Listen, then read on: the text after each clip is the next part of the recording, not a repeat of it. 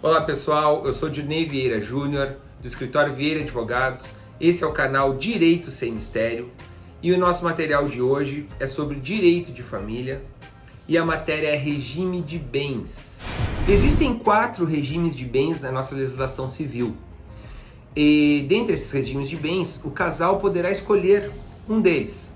Então é a comunhão universal de bens, a separação total de bens. No meio termo tem a comunhão parcial de bens e a participação final nos aquestos. Então estes são os 4 regimes que a nossa legislação civil autoriza os noivos a escolherem. Se o casal não escolher, e se o casal silenciar? Bom, aí haverá um regime supletivo, onde a lei elegerá o regime da comunhão parcial de bens. E por isso a importância do casal escolher em um dentre esses 4 regimes. Mas existe também uma quinta situação, onde o casal não pode escolher o regime de bens. O regime de bens, ele é imposto ao casal. O casal não tem condições de escolher entre os 4 regimes antes citados. É imposto ao casal pela lei um regime que se chama separação obrigatória de bens ou separação legal de bens. Vejam bem, olha o nome, separação obrigatória de bens. É obrigado, não é uma decisão. E vejam bem, separação legal de bens, que é um sinônimo. Separação legal, ela vem da lei. Legal é de lei, que foi imposta pela lei. Então, os nubentes, o casal, não tem condições de escolha. E eu vou falar agora para vocês as 3 hipóteses onde serão obrigados o regime da separação obrigatória de bens. Primeira hipótese. A primeira hipótese, ela está inserida nas causas suspensivas, lá do artigo 1523 do Código Civil. Mas é bom nós prestarmos atenção e não confundir as causas suspensivas do artigo 1521 com as causas impeditivas do casamento. Não confundam. As causas impeditivas do casamento, previstas no artigo 1523, elas causam a nulidade do casamento. Aquele casamento não poderia ter existido. Nós estamos falando aqui de causa suspensiva do casamento, ok? Então, um exemplo de causa suspensiva é quando a pessoa vai casar novamente, só que ela não concluiu a partilha de bens no divórcio dela anterior. Ela se divorciou, mas não fez a partilha dos bens no casamento anterior. Então, para não gerar uma confusão no patrimônio deste novo casamento, ela é obrigada pela lei a casar sobre o regime legal de separação de bens, ou regime obrigatório de separação de bens, são sinônimos. Então esta é a primeira hipótese. A segunda hipótese,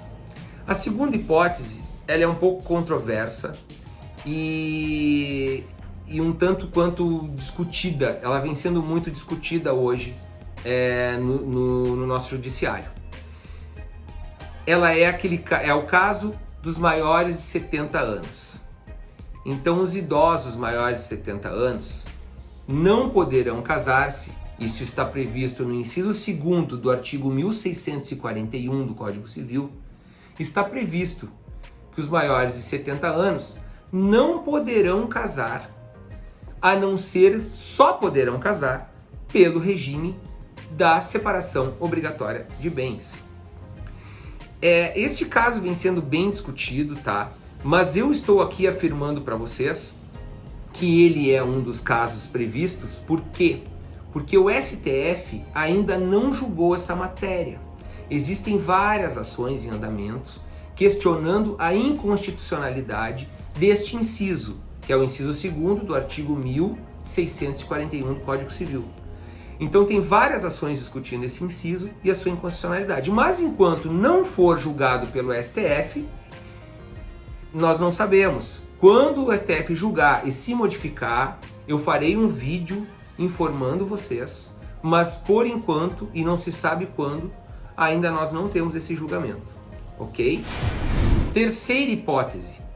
Essa terceira hipótese é aquela em que os noivos eles são obrigados a se utilizarem de um suprimento judicial para casarem-se. Ou seja, eles precisam de uma ação judicial, o juiz precisa autorizar aquele casamento. Qual é essa hipótese? Quais são esses casos?